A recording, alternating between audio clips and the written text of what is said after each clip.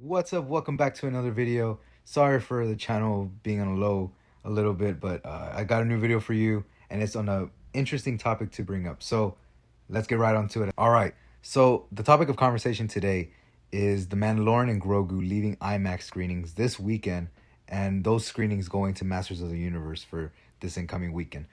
And all right, so there's pros and cons here, but the shocking thing is Mandalorian and Grogu is underperforming like crazy. It's being overrun by obsession and the backrooms hype that has been building up amongst audiences and crowds, as well as positive critic reception to both of those movies, Obsession especially. And you know what? It's crazy the times that we are living in, because a Star Wars movie is being beaten by two indie movies so bad that their IMAX screenings are being taken away from them and given to another blockbuster that will hopefully do numbers. And that's a good thing for Masters of the Universe. I am hyped for that movie. I'm very excited, and IMAX being the big screen and experience that it is and being promoted as, I believe will be good for that movie. Just experience whatever fantasy adventure that they're building up there. And just having seen Mandalorian and Grogu on the IMAX screen, it's good for it to be on the IMAX screen. You know, it's a Star Wars movie at the end of the day. You know, it's a good experience just to have in IMAX. Is it the most necessary experience for the movie? No, not at all. If anything, it feels like another episode of The Mandalorian. So yeah, this video will also be, I guess, my review for The Mandalorian and Grogu. It's a good movie, but it's a middle of the road Star Wars movie. It's not an event film that many people are used to.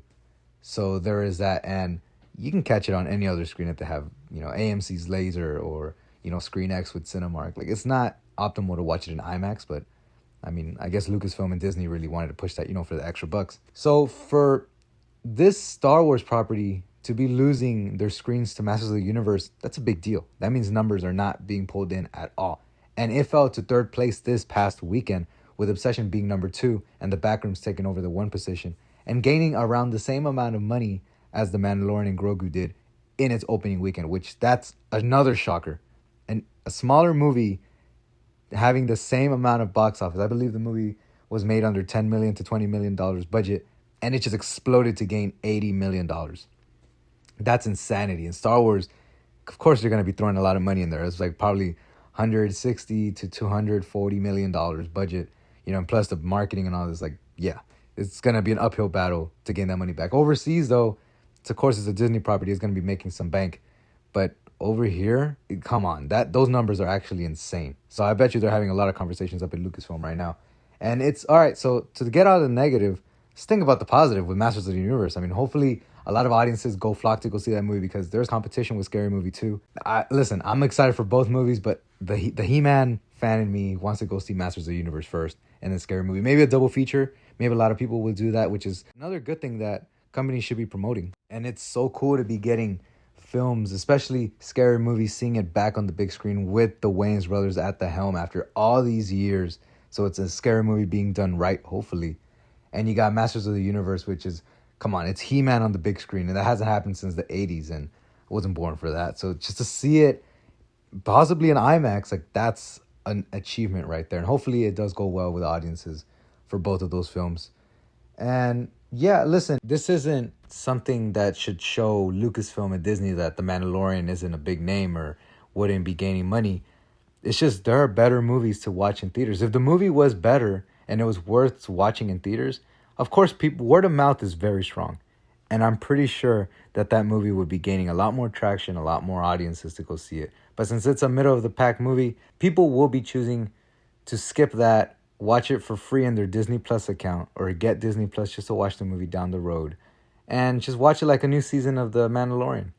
And with movies such as Obsession, The Backrooms, or with the upcoming Masters of the Universe or Scary Movie, those aren't things that feel like a property. They feel brand new. They feel original, excluding Masters of the Universe, of course. And they feel like something that is worth flocking to the theaters over. So maybe the old days of franchises being the big capitals and big money makers, maybe that's over. And it has been since 2022, pretty much after the pandemic. Not a lot of movies and franchises are really exciting crowds. But when you hear about another upcoming movie, you're just like, oh, okay, I guess, yeah, that's coming up. But when you hear something about an interesting premise, something that is worth watching in the theater or just checking out before, you get spoiled, then of course you're going to be running to the theaters to go catch that. So, hey, maybe we'll be seeing repercussions because of Obsession and the Backrooms gaining this much money, this much word of mouth. And hopefully positive things do come forward for theaters. And if anything, this is just showing theaters that if movies are worth watching, then they will have people flowing and foot traffic will be heavy in theaters. I just had a friend tell me that there was 400 people an hour just going to an AMC theater on a Saturday afternoon. Like, come on, that is such a rarity nowadays. And AMC also reported that it's been their highest May count of people visiting and funds, and that's since 2019, before the pandemic. So maybe this will be a positive uphill for movies and for movie theater chains.